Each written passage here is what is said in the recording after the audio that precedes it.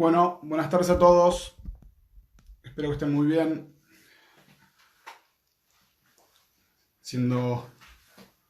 Dando un minuto para las 14 horas. Vamos dando la bienvenida a la gente que se va sumando a este nuevo Instagram Live de la Unión Argentina de Rugby.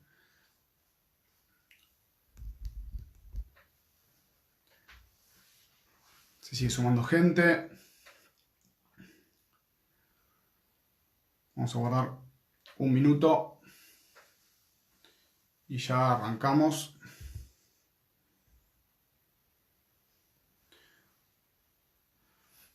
Y también esperando que se sume a esta cuenta y a este vivo Stanislao Bachrach, sumando para hablar, como ya todos saben seguramente, de las destrezas mentales. Ahí está Stanislao. Buenas tardes, Stani, ¿cómo estás? ¿Se escucha bien? ¿Nos ves? Te escucho mal. Se escucha mal.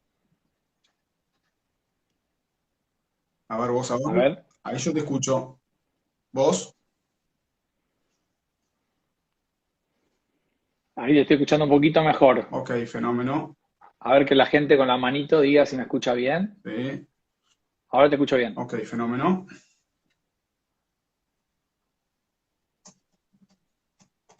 Bueno,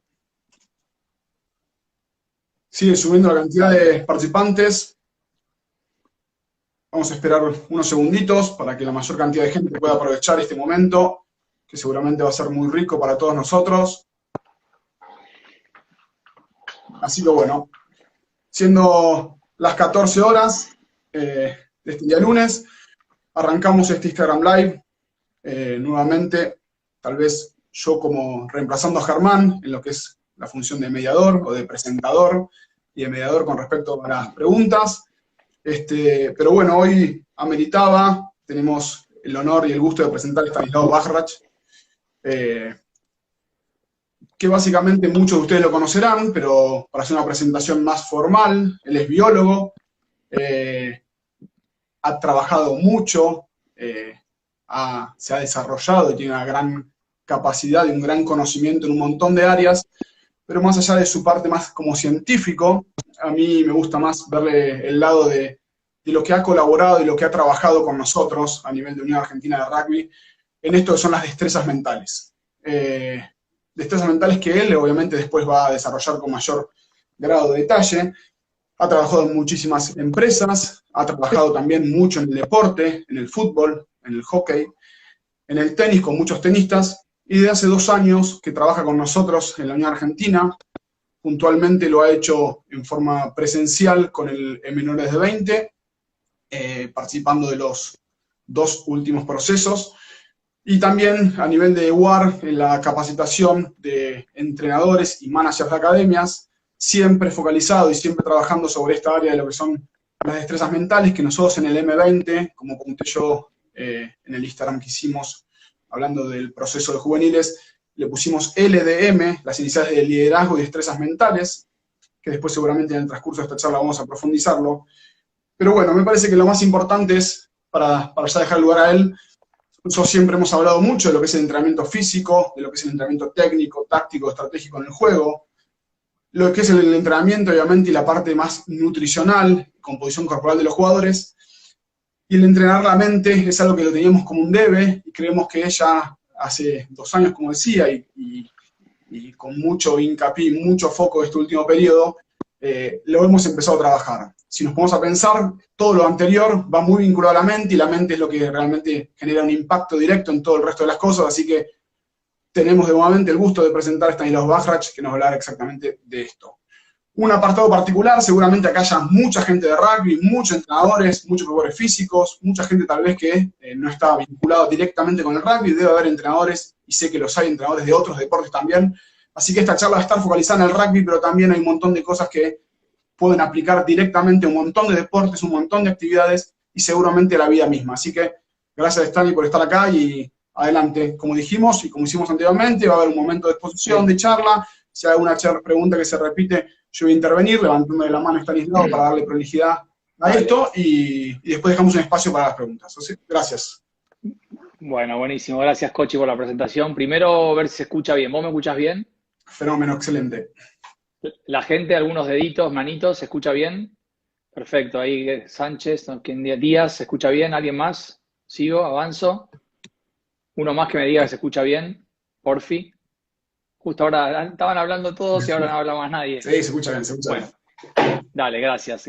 Ahí está, Mauricio dice, perfecto, gracias. Bueno, gracias, Cochi, por la presentación. Primero me adelanto ya a algo que me suele pasar en estas charlas. El otro día estuve con la Federación Metropolitana de Vóley y es que por ahí queda corta en tiempo, así que ya me comprometo a, si la gente queda muy entusiasmada, la gente del rugby, a volver a continuar haciéndolo en 15 días, por ejemplo, si quedamos cortos y la gente está muy entusiasmada. A ver, como biólogo, la ciencia ha avanzado mucho gracias fundamentalmente a la tecnología en el avance de la comprensión de cómo funciona el cerebro. Por muchos años ha estudiado el cerebro de los pacientes, de las personas enfermas, y la tecnología permite estudiar ahora el cerebro de las personas sanas, ¿no? O lo que se puede llamar alguien sano, que es bastante difícil de definir hoy. Y el deporte no quedó ajeno a eso, entonces mi trabajo de hace ya 2012, 8 años, que no es mucho, es poco, es tratar de entender un poco qué saben los científicos expertos en el mundo del deporte de cómo funciona el cerebro de un deportista de élite, qué es lo que uno puede saber de cómo mejorar la performance de un deportista de élite a nivel mental. Entonces, una de las grandes pasiones que tengo es leer artículos científicos de científicos, desparramados por el mundo, que tratan de entender las distintas destrezas mentales que requiere un deportista a la hora de performar lo mejor posible en su disciplina, el rugby obviamente como uno de esos deportes.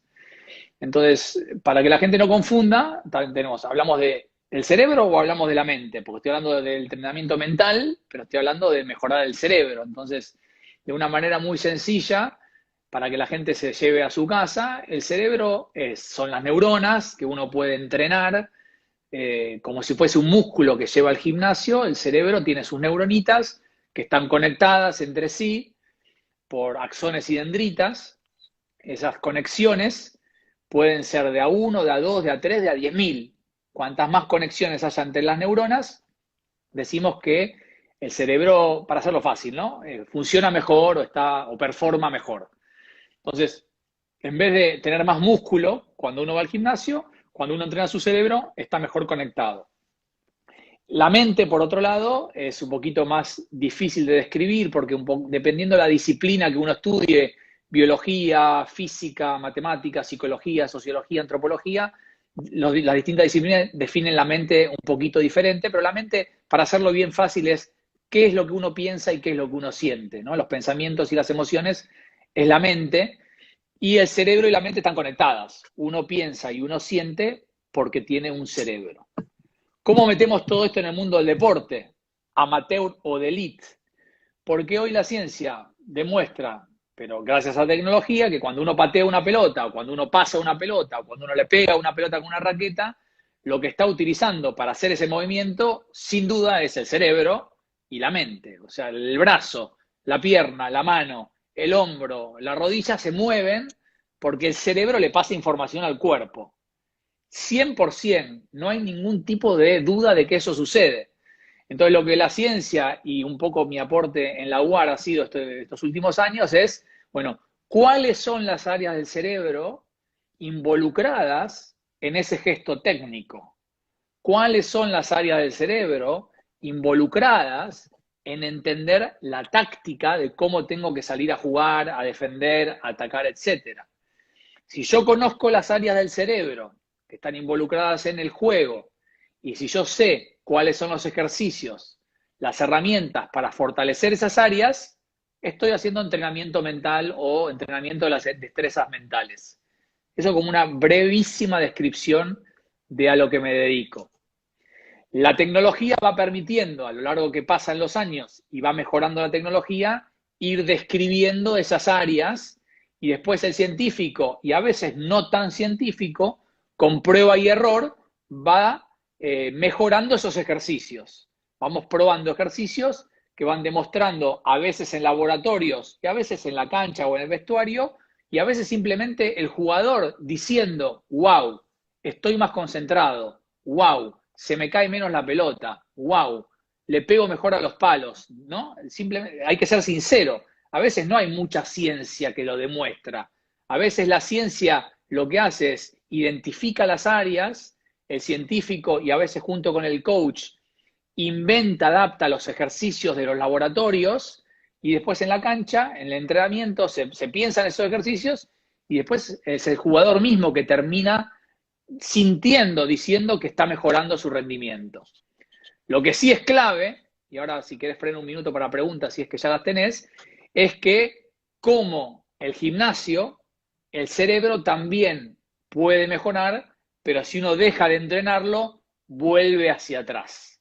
Como la dieta, como el gimnasio, ¿no? Entonces, no es una moda, no es que está de onda, vamos a entrenar un poquito la atención o vamos a regular el estrés un rato, o vamos a regular el estrés porque tenemos un mundial. No, vamos a regular el estrés de los 15 años a toda la vida, porque como bien decías vos en la introducción, no solo está bueno para jugar un partido de rugby, son herramientas que te sirven para la vida en general.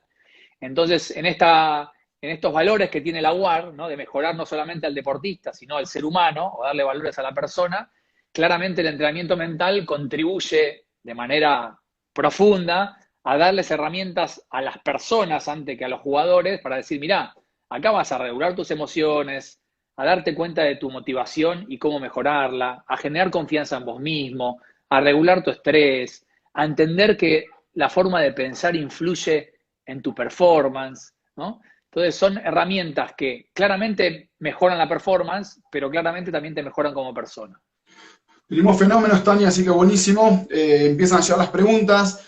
Dos aclaraciones, muchas de las preguntas yo sé, y conociendo la estabilidad, habiendo hablado previamente, yo sé que en el transcurso de la charla él las va a responder, así que no las voy a exponer acá adelante, van a surgir solas. Y lo otro es, hay muchas preguntas y seguramente no podamos leer todas, aquellas que nos queden por leer y responder, después haremos un apartado y Stani gentilmente les va a hacer individualizadas las preguntas y vamos a poder difundirlas después. Así que venimos, Bárbaro, seguimos preguntando. Bueno, dale. Bueno, antes de hablarles o de contarles rápidamente, porque tenemos poco tiempo, de cuáles son las destrezas mentales que entrenamos en la UAR, dos o tres temas fundamentales antes de arrancar con un jugador o con un deportista, hablar de destrezas mentales. Número uno es, la clave de todo está en conocerse. Es muy difícil mejorar, trabajar algo de uno mismo si uno no se conoce. Siempre Cochi me escuchó muchas veces hablar del ejemplo del motor del auto. Es muy difícil arreglar tu auto cuando se te paran en la ruta si no tenés idea del motor. Entonces, hablamos de la cabeza como tu motor, ¿no? El motor que te concentra, el motor que tiene tus sentidos, el motor que tiene tu atención, el motor que tiene la táctica del juego, el motor que sabe hacer el gesto técnico, el motor que tiene más o menos confianza en el día de hoy, el motor que tiene sus emociones, que está triste, el motor que está contento. Entonces, el primer gran trabajo antes de hablar de destrezas mentales, cuando uno enfrenta a un equipo de deportistas o a un jugador solo, es vas a tener que empezar a conocerte más.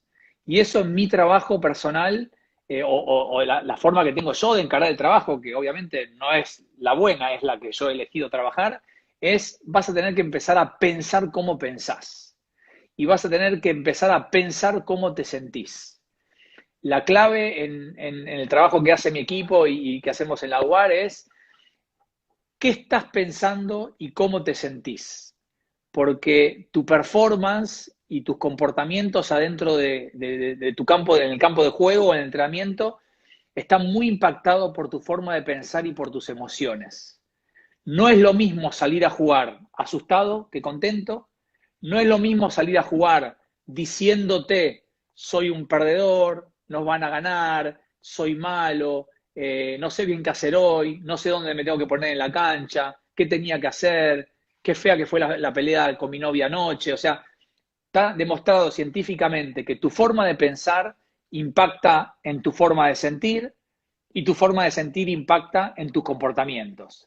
Y tus comportamientos es cómo te moves en la cancha, a quién le haces el pase de la pelota, estás antes o estás después, cómo se mueve tu cuerpo, ¿no? Un milímetro o 2 milímetros diferentes de tus hombros, ya los gestos técnicos cambian para cualquier deporte. Y cuando hablamos de la elite, te hace la diferencia en el partido. Entonces, un gran trabajo que a muchos jugadores les cuesta, a otros menos, como todo en la vida, pero que después reconocen como un gracias muy grande es, muchachos, acá vamos a tener que empezar a trabajar en qué estás pensando todo el día, o por lo menos dentro de la disciplina, y cómo te estás sintiendo. Autoconocimiento, cómo pensamos y cómo sentimos. El segundo gran pilar de nuestro trabajo en la UAR, que también es clave y hay mucho demostrado en el deporte olímpico, es el tema de los objetivos. ¿Qué vas a entrenar hoy? ¿Qué estás haciendo? No sé lo que diga el coach, pero pará, es importante tener objetivos en la vida, es sentido común, pero es ciencia. Un cerebro que tiene 40 minutos de entrenamiento y que tiene claro qué tiene que mejorar, o por lo menos qué quiere mejorar, es un cerebro que te va a ayudar, es un cerebro que se va a poner las pilas y va a tratar de lograr ese objetivo lo máximo que pueda, ¿no? Y va a prestarte las neuronas para que lo cumplas, sobre todo, obviamente, si estás motivado para hacerlo. Y se supone que si estás en el deporte de elite y querés ser titular y querés jugar el fin de semana, vas a querer mejorarlo, ¿no? Estamos hablando de eso.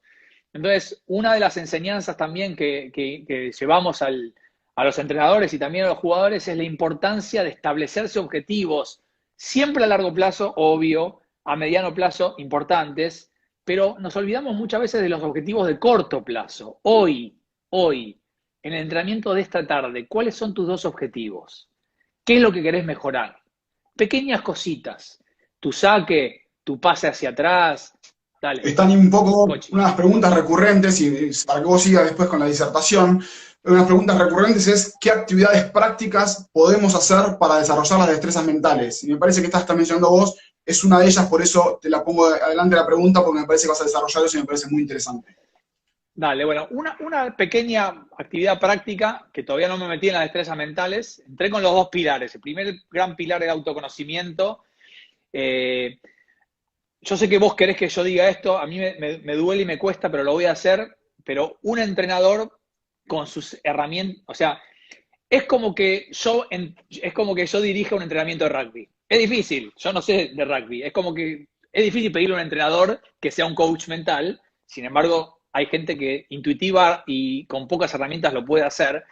Pero está bueno que los jugadores, que el entrenador le pregunte al jugador cómo se siente, en qué está pensando. Y que le aclare que el impacto que tiene el contenido de sus pensamientos y de esa emoción va a impactar en su juego. Ahora, ¿qué es lo que después puede hacer el entrenador para mejorar ese pensamiento y mejorar esa emoción?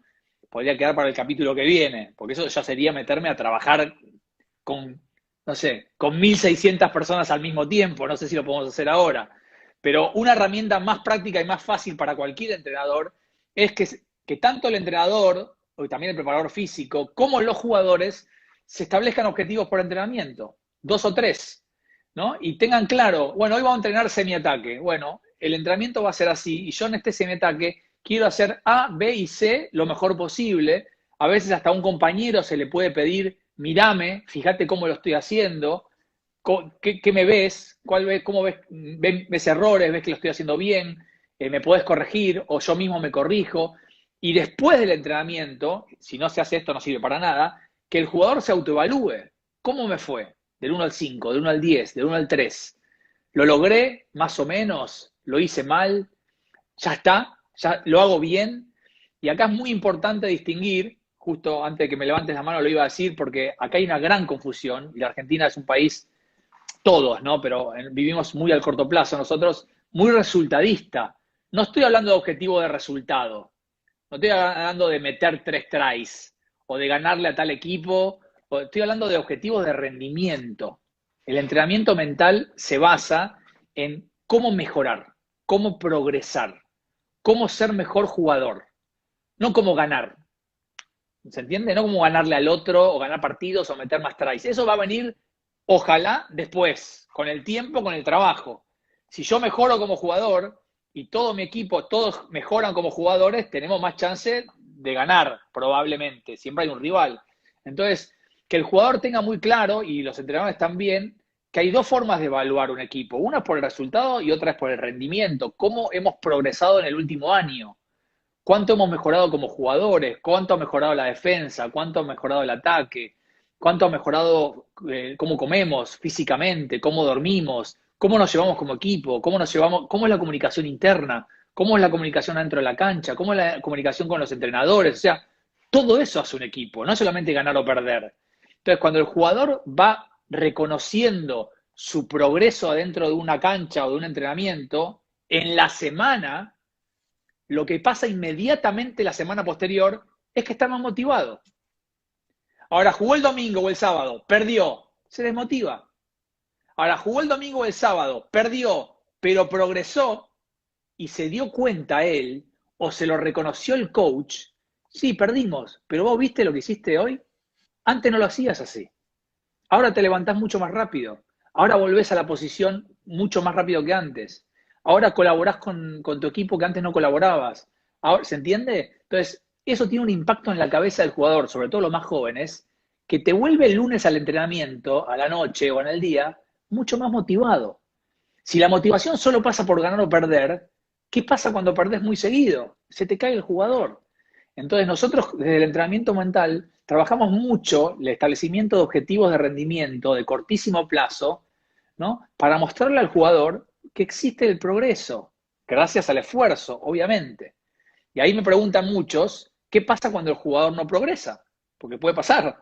¿Qué pasa cuando el jugador se esfuerza un montón y no hay un progreso? Bueno, probablemente la estrategia del entrenamiento, la forma de entrenar, el proceso que lo dirige el coach, quizás para ese jugador no sea el correcto. Quizás lo que haya que cambiar sea la forma de entrenamiento, quizás no sea el jugador, a veces pasa cuando estamos en la elite, ¿no? Entonces, como que las tres palabritas claves que quiero dejar acá, antes dejé el autoconocimiento, pensar y sentir, es, con mucho esfuerzo, reconocer al jugador y que el jugador aprenda a reconocerse su progreso como jugador, no ganar o perder, y también tener claro que a veces hay que saber ser inteligente y cambiar la forma de entrenar, cambiar la estrategia de entrenamiento, cambiar el proceso de entrenamiento.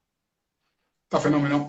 Una de las preguntas también que surge, Stanislao, en forma recurrente es ¿a qué edad arrancamos a poder trabajar las destrezas mentales? Específicamente, si hay alguna edad límite o de cuándo se podría. Mira, la verdad que es una buena pregunta y la respuesta sincera total es no sé. Está en mi cabeza carburando. No creo que haya una edad que sea peligroso arrancar. Lo que son peligrosas son las personas que lo hacen, no las herramientas. Pero, por ejemplo, voy a la escuela. En jardín de infantes, casi todos los jardines de infantes que yo conozco trabajan mucho las destrezas mentales, ¿no? El tema de las emociones, de conocerse, del cuerpito, de prestar atención, de ordenar, ¿no? Todas esas cosas. Y después en primer grado se terminó. Entonces, yo no veo por qué en un M5, M6, no sé cuándo empiezan, M7, M8, por qué no arrancar. El tema es quién dirige esto y quién tiene la sutileza, yo no soy esa persona, para poder hablarle a esos niños. ¿Con qué palabras? No es lo mismo hablarle a uno de 18 que a uno de 7, ¿no? Habría que tener gente, probablemente sean psicólogos, que tengan la capacidad de poder llevarle a un lenguaje de esa edad estas destrezas que yo en mi trabajo de 16, 17 para arriba, pero no veo por qué no haya que empezar lo antes posible. Sin duda, hay que empezar rápido. Ok. Era esa la pregunta, Sí, ¿no? sí, Sí. perfecto, fenómeno. Avanzamos entonces, seguimos, sí, estamos registrando las preguntas, recuerden algún recordatorio, Sí, si están también puede descansar un segundo.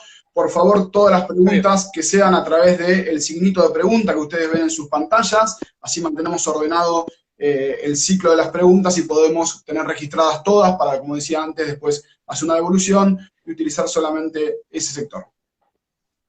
bueno, a lo largo de mis 8 años de corta experiencia en el mundo del deporte, he empezado a armar un protocolo de entrenamiento que en la UAR llamamos liderazgo y destrezas mentales.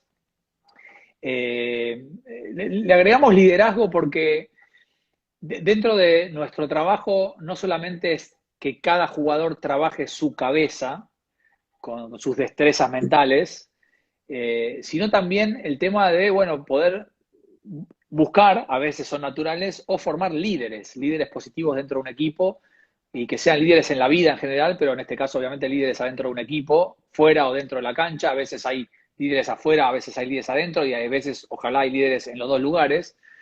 Pero liderazgo es algo que es clave y necesario para cualquier equipo, para que cualquier equipo pueda llevar adelante sus objetivos. Por eso liderazgo y destrezas mentales. Bueno, como les decía, en estos 8 años he armado como un protocolo de 8 destrezas mentales, que se las nombro y a mí me gustaría, si surgen preguntas, para empezar a hablar de cada una de ellas.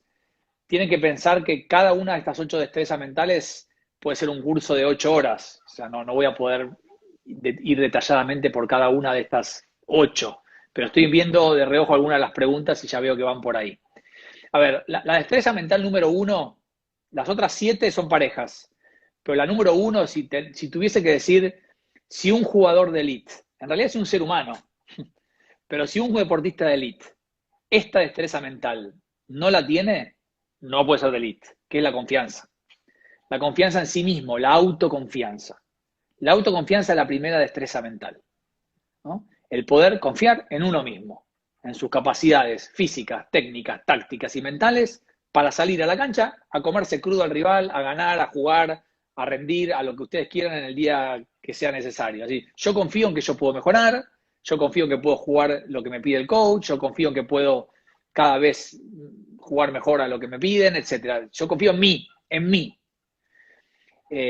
Tener confianza en uno mismo o no depende mucho de la educación que uno recibió cuando era chico. En general, la escuela y los padres, sobre todo la educación cuando uno es chico, tiene un impacto muy grande en la confianza que uno se tiene después de adulto. ¿Eso es mejorable? Sí. La confianza en uno mismo no es un rasgo estático de los seres humanos. Ese no se tiene confianza. Bueno, puede mejorar. Hay herramientas para mejorar la confianza. En el deporte, ahora si me quieren preguntar, les cuento cómo manejamos nosotros la confianza en el deportista. La segunda, abarco las 8 y contesto preguntas. La segunda herramienta, destreza mental que trabajamos es la motivación. En general es la que menos problemas encuentro en los equipos que participé o en los deportistas que participé. Es el hecho de la falta de motivación de estar en un equipo de elite, o la falta de motivación por entrenar, o la falta de motivación por cuidarme las comidas, o la falta de motivación por acostarme temprano porque tengo partido. En general, tengo la suerte de poder haber trabajado con deportistas de elite y están muy motivados de estar ahí y hacen las cosas prolijas y bien. Pero bueno, hay veces que la motivación puede faltar o fallar por cuestiones de la afuera, problemas en la familia, temas médicos, problemas con las novias o con los novios. Entonces la motivación es una herramienta a trabajar que puede impactar mucho, ser suplente mucho tiempo, me baja la motivación, ¿no? O un problema interno, una pelea interna en subgrupos adentro de un equipo, baja la motivación, eso es otro. La tercera destreza mental que trabajamos se llama, eso en tenis lo he hecho mucho, en rugby no me ha pasado mucho, se llama la activación cognitiva, que es la capacidad de entender con tu cabeza lo que le pasa a tu cuerpo. Es decir, estoy por salir a jugar un partido y me duele la panza. Vos tenés la capacidad de reconocer si ese dolor de panza es la milanesa que te comiste anoche, los nervios que tenés por jugar el partido, una gastroenteritis o te está por morir. O sea, el jugador tiene que aprender a reconocer qué le dice su cuerpo con la cabeza. Cuanto más perfecciona ese reconocimiento mental, ¿no? Cognitivo de lo que le pasa al cuerpo, saca los nervios, saca ansiedades, entiende que le cayó mal la comida, entiende que está nervioso, ¿no? Entender las emociones hace que las emociones bajen. Entonces, esa es la activación cognitiva. Voy 3. Voy a dejar las 2 últimas que son tus preferidas, Cochi, para las últimas. La cuarta es lo que se llama, en inglés, y lo digo en español después, el self-talk. ¿Qué te estás diciendo durante el partido? ¿En qué estás pensando? Como les dije al principio de la charla, lo que uno piensa impacta en lo que uno siente y lo que uno siente impacta en lo que uno hace, y lo que uno hace impacta en cómo le va en el partido. No si gana o si pierde, en cómo rinde en el partido, cómo performa el partido. Entonces, el jugador, en ese primer pilar que yo les decía de autoconocimiento, les enseñamos a que aprenda en qué está pensando. Antes de patear, antes de una jugada, al formar un scrum, un line out, cuando la salida del otro equipo. O sea, ¿en qué estás pensando? ¿Cuáles son tus pensamientos? Porque la calidad y el contenido de ese pensamiento puede impactar, no, va a impactar en la tensión de tus hombros. Y la tensión de tus hombros va a impactar en el tackle. Es así de científico. Entonces, como uno no puede no pensar, yo no le puedo decir al jugador, no, pero no pienses eso. Porque si vos pensás eso, tus hombros se van a poner tensos y entonces vas a taclear de costado. Como no se le puede decir a las personas no pienses, el jugador empieza a aprender que lo que tiene que ir haciendo de a poco es a cambiar sus pensamientos. No, uy, qué boludo, tengo que dejar de pensar esto. No, tengo que empezar a pensar esto otro. Entonces, de a poquito, y lo he vivido con los jugadores y me lo dicen, empiezan a reemplazar sus pensamientos. Dejan de pensar cosas que se dan cuenta que no les hace bien, que los ponen inseguros, que los ponen incómodos, que le dan miedo, por pensamientos un poquito más racionales, con evidencia, o algunos más positivos, que le dan más seguridad y eso los hace rendir mejor, ¿no? Esa es la cuarta destreza. ¿En qué estás pensando? Quinta destreza, que me encanta, pero que fracaso bastante en todos los deportes, menos en el tenis, fracaso para que los jugadores, es un fracaso mío, no de jugador, para que los jugadores le presten atención, que es la mejora de la concentración y la atención. Probablemente por ahí, porque en el tenis estás solo, y si en el tenis no estás concentrado, cagaste, digamos, o sea, te perdés siempre. En los deportes de equipo, que uno, dos, tres no estén concentrados todo el tiempo, quizás zafás, o no, nadie se da cuenta. Cochi sí se da cuenta, pero no todos los entrenadores se dan cuenta. Entonces, el tema de estar más atento y más concentrado durante el partido es una cuestión de mejorar o pavimentar o mejorar las conexiones de los circuitos de la atención. Estar atento a una sola cosa al mismo tiempo, en este caso una pelota o un partido o una táctica, es simplemente levantar la pesa, en vez del bíceps, levantar la pesa de la atención. Y ahí no hay dudas, y hay mucha ciencia detrás, y genera un conflicto porque hay un choque cultural oriente-occidente, que la meditación es la herramienta más potente hoy para favorecer las conexiones en las áreas de la atención. A mayor uno medita, mayor tiempo de meditación, y hoy hay meditaciones orientadas al rugby, al tenis, al deporte en general. No tiene que ser una meditación aburrida, en general las meditaciones son tranquilas, pero no necesariamente aburridas. Uno está más atento después en la cancha, está más atento en la vida en realidad. Y lo que más me gusta a mí de las meditaciones y el tema de la atención, también lo uso mucho en mis alumnos de la universidad, es que no solo uno mejora la atención adentro de un campo de juego durante más tiempo, sino lo que más me interesa a mí es que cuando uno se desconcentra, por ejemplo, cuando el rival hizo un try, o cuando se me cayó la pelota, ¿no? Y me desconcentré, y me puteé, y me puse mal, la meditación te permite volver más rápido al partido. O sea, no solo fortalece estar más tiempo en el partido, sino que lo que es normal, que es distraerse a veces, es normal distraerse, volver más rápido al partido. Entonces, fortalecer la atención y la concentración es una destreza mental. Y las últimas tres, ahí vi que algunos mencionaban la visualización, obviamente es algo a trabajar y es súper interesante y tiene mucha potencia y mucha ciencia detrás. Hoy se mete a un deportista de elite en un resonador magnético nuclear, se lo hace visualizar y se observa cómo el córtex motor primario y el córtex motor suplementario, que son las áreas del cerebro que permiten los movimientos y que permiten programar el movimiento, que permiten entender el movimiento del rival además, cómo se ejercitan. Es decir, visualizar permite ejercitar como si estuvieses en la cancha.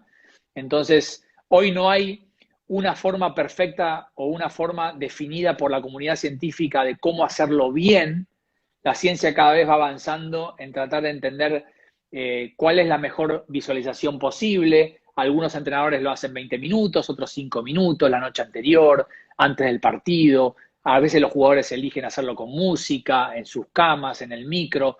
No tengo la fórmula mágica. En la UAR y con Cochi hemos elegido nuestro formato, pero el coach elige, pero visualizar está bueno. Es peligroso hacerlo mal, porque sí hay forma de hacerlo mal, que es visualizar un gesto técnico y que el jugador esté haciendo el gesto técnico mal, visualizándolo mal, entonces eso empeora.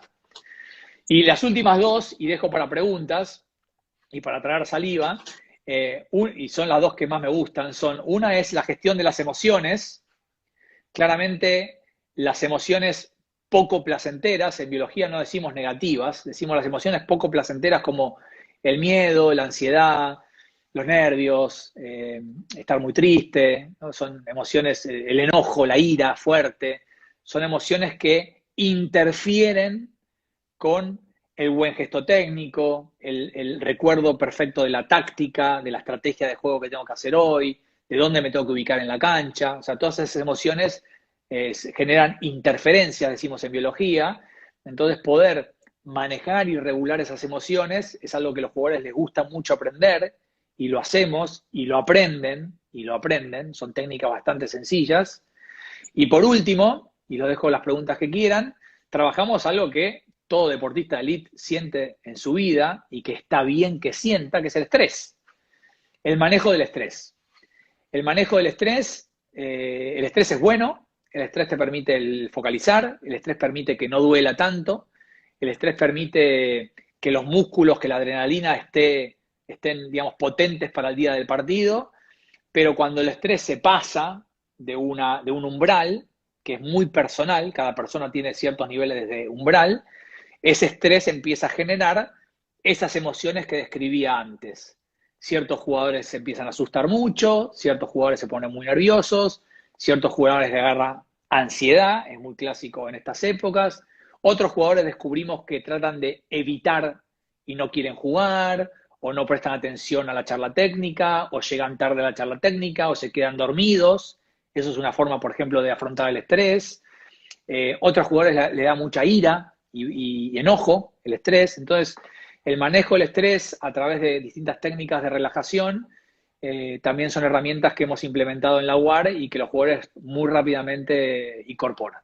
Ok, Ahí pasé por el abanico de estrés. está buenísimo para que respires un poco y puedas hidratarte también. Yo voy a hacer un repaso sobre las 8 destrezas para que vos puedas tomarte tu energía también. 1 es la confianza, 2 es la motivación, 3 es la activación cognitiva, la 4 es el self-talk positivo, o hablamos en forma positiva, la 5ª es la mejora en la concentración y la atención, la 6ª las visualizaciones, la 7ª la gestión de las emociones o regulación de las emociones, y la 8ª el manejo del estrés. ¿Es así? Quiero hacer una aclaración, todo esto va a quedar guardado en las plataformas de la UAR, como así también en el Campus UAR, porque aparecen muchas preguntas sobre esto. Y una pregunta que se repitió mucho, Stani, también, es la diferenciación entre el trabajo grupal e individual, en todo esto que vos estás mencionando, si es lo mismo, cómo se puede trabajar, y siempre en ese mismo sentido, que hay diferenciación por puestos dentro de la cancha. Buena pregunta. Bueno, a mí me están gustando los dos trabajos, el individual y el grupal. Claramente es diferente, porque el individual tenés un feedback inmediato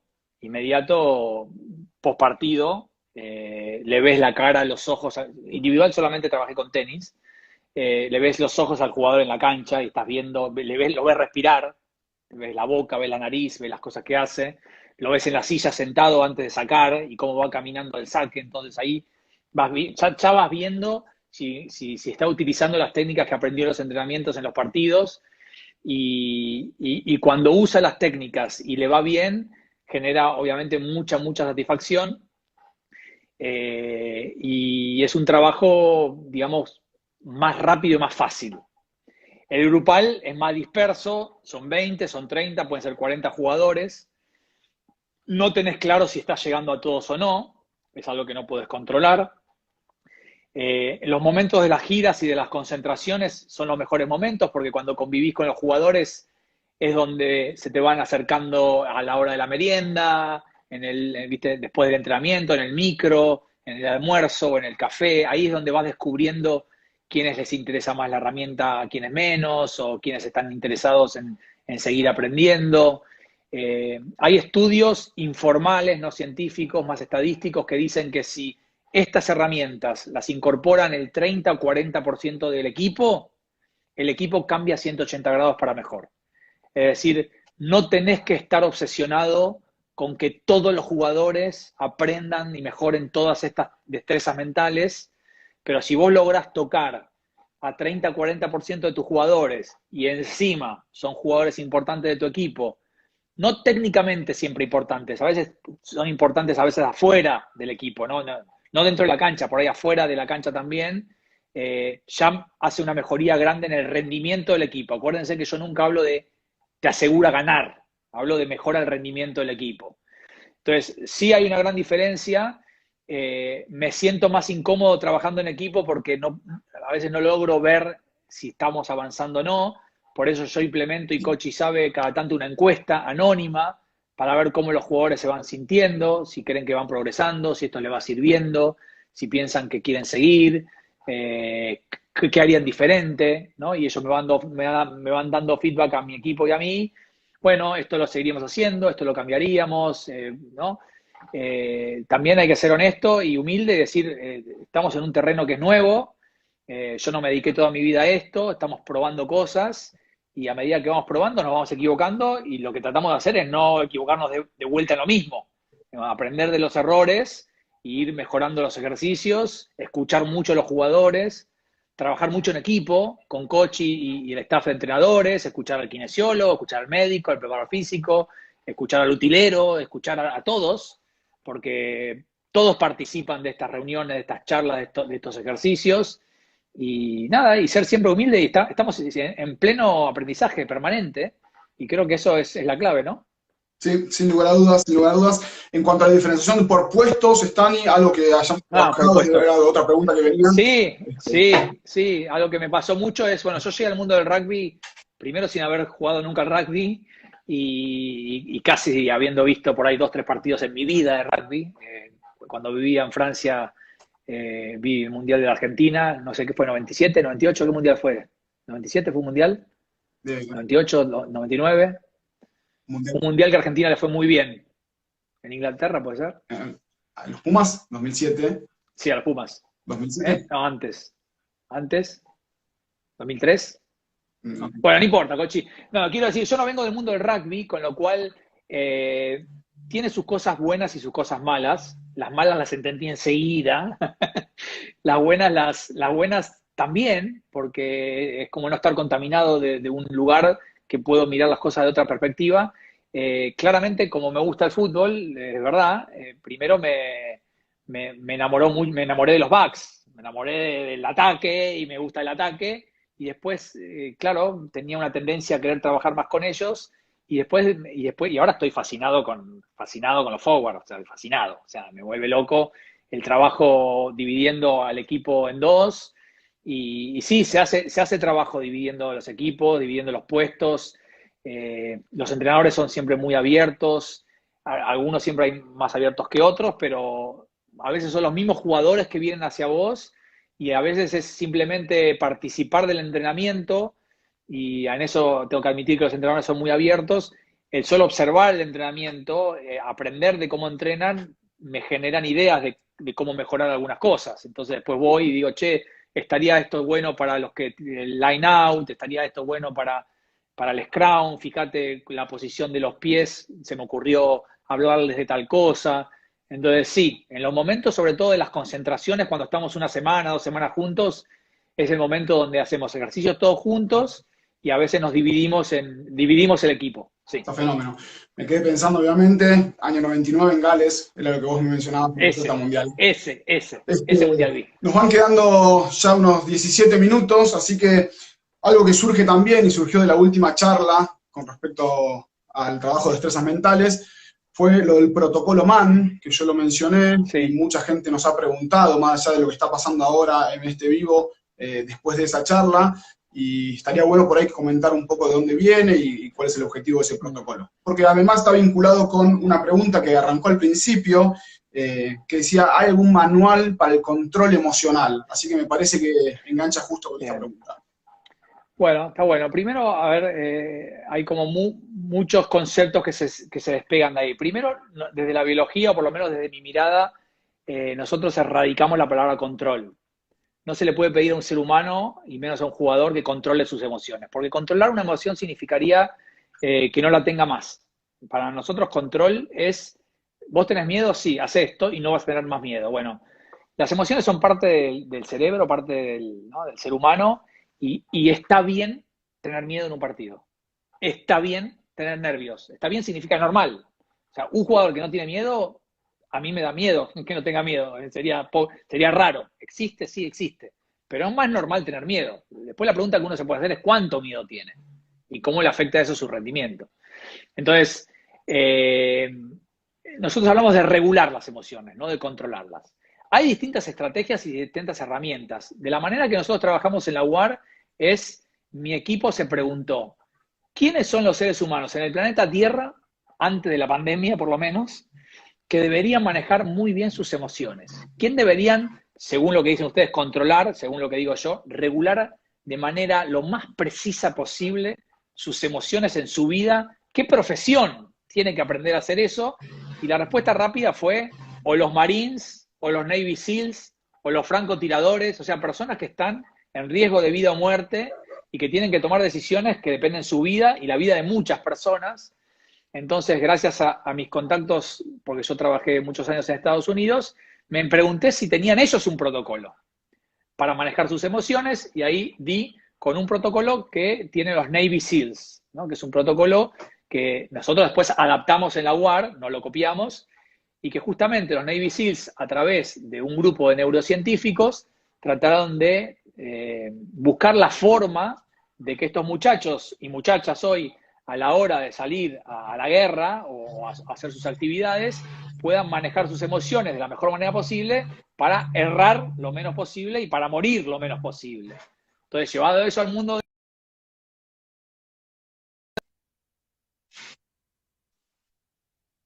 que hicimos en el EB20, determinamos que a los jugadores las emociones más comunes que generaban el estrés a la hora de los partidos eran miedo, ansiedad y nervios. MAN. Miedo, ansiedad y nervios. Por eso le pusimos el protocolo MAN. Cómo manejar, cómo gestionar esas tres emociones. Primero, desmistificando que son malas o que son negativas. Ninguna es mala, ninguna negativa. Son normales. Esto es muy importante. Que me encantaría que a partir de la charla de hoy, no quiero sonar soberbio, pero ningún entrenador se enoje con un jugador porque tenga miedo. O lo putee, o le diga, pero ¿cómo vas a tener miedo? Tener miedo es normal, eso es lo que hay que entender. Después, el jugador tiene que aprender, no el entrenador, el jugador tiene que aprender solito, por eso hablaba que el pilar es el autoconocimiento, con cuánto miedo salgo a la cancha y juego bien, y con cuánto miedo ya empiezo a jugar mal. Eso hablamos de intensidad de miedo, intensidad de ansiedad, intensidad de nervios. Y ahí hablamos de regular. Hasta cierto miedo performo bien, más miedo ya empiezo, se me cae la pelota, ¿no? Por eso regulamos. Entonces, ¿vos querés que cuente cómo es el protocolo o de dónde lo sacamos? Lo sacamos de los neurocientíficos que trabajan con los Navy SEALs, de ahí lo adaptamos. Y sí, contar básicamente en qué consiste los pasos, porque me parece también que son aplicables a la vida cotidiana, entonces me parece que es interesante compartirlo con la gente. ¿Te los acordás? El primero era sí, de acuerdo. Self-talk positivo. Objetivo de desempeño. No. Objetivo, sí. Visualizaciones, lo que es el famoso self-talk positivo de vuelta, sí. Lo que es la respiración. Sí. A ver, en el protocolo que adaptamos como les decía, de los Navy SEALs, era primero tener claro cuál es el objetivo o tu objetivo principal de rendimiento, no de resultado o de performance a la hora de salir a la cancha. ¿Qué es lo que vos te vas a proponer hacer de la mejor manera posible? El día anterior al partido, la noche anterior al partido, vas a tener esos 2 o 3 objetivos, tampoco 10 o 12, porque si no, es imposible llevar adelante. Vos tenés que tener 2 o 3 objetivos según el objetivo del partido, lo que te planteó el coach, la estrategia del juego, según el rival, vos, según tu posición y el laburo que tenés que hacer adentro de la cancha, te vas a poner 2 o 3 objetivos. Estas 2 o 3 cosas las quiero hacer muy bien, ya sea en la defensa, en el ataque, en el scrum, donde sea, son estas 3 cosas y vos vas a, número 1, que cuáles son esos objetivos, número 2, lo vas a visualizar, te vas a ver, te vas a encontrar, te vas a imaginar la noche anterior del partido, cuando te levantas a la mañana, yendo al estadio, en la entrada en calor, si querés al salir a la cancha, vas a repasar esos 3 objetivos. Te vas a ver a vos mismo haciendo esas 3 cosas contra ese rival, haciéndolas bien, técnica y tácticamente bien. Esas 3 cosas, de nuevo, que no te las inventaste porque sí, están amalgamadas con el juego y la estrategia del juego de ese día. Eso es muy importante. No es que yo quiero hacer esto bien. No, quiero hacer esto bien porque el coach me dijo que la estrategia de hoy va a ser esta. ¿Vamos bien, coach, o no? ¿Es así? Sí, sí. Entonces, están esos objetivos, está la visualización de esos Top objetivos. positivo. Sí, de acuerdo. Y bueno, y para eso es clave cómo me voy a hablar. Cómo me voy a hablar desde que salgo al estadio hasta que entro a la cancha, al estadio, hasta que salgo del partido. Porque ya se los dije, de la forma en que yo me voy a decir las cosas, va a impactar en cómo me voy a sentir y va a impactar en cómo voy a jugar.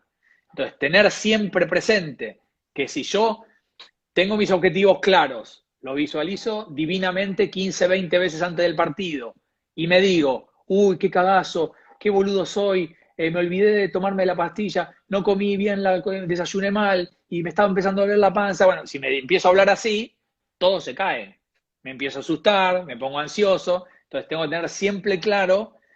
Y acá hay algo muy importante, porque la gente me dice que hay que hablarse positivo. No, hay que hablarse o positivo o racional, hay que hablarse de manera, en el deporte decimos la palabra, de manera directiva.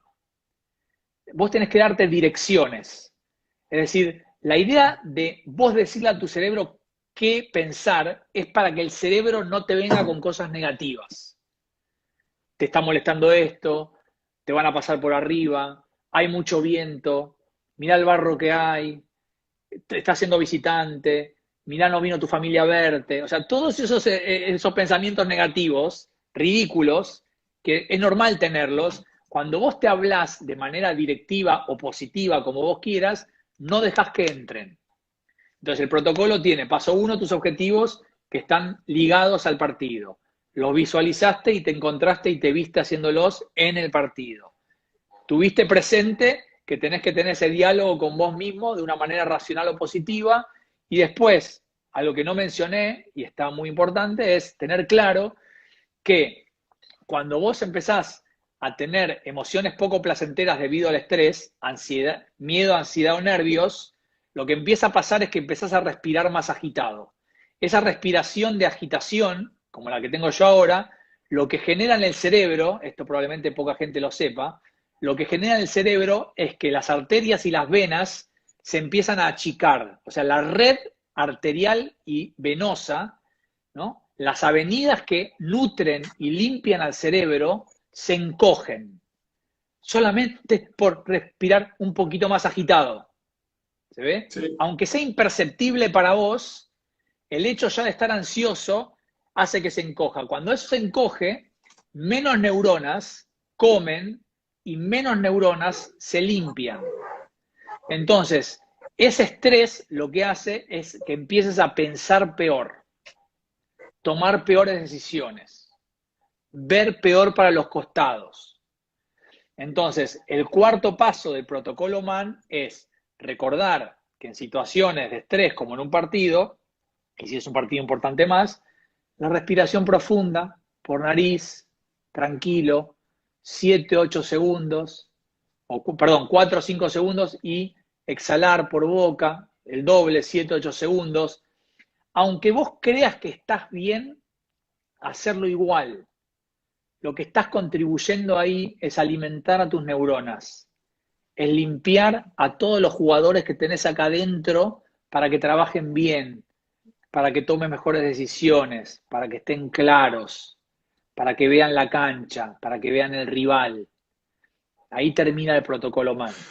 Ok, Stani, excelente, vamos cerrando, ya nos quedan unos poquitos minutos. Como para cerrar, un mensaje final y un poco la pregunta recurrente es, en esta cuarentena, ¿algún consejo o recomendación para entrenadores y obviamente público en general? Nos quedan solamente 3 minutos y para cerrarlo ya.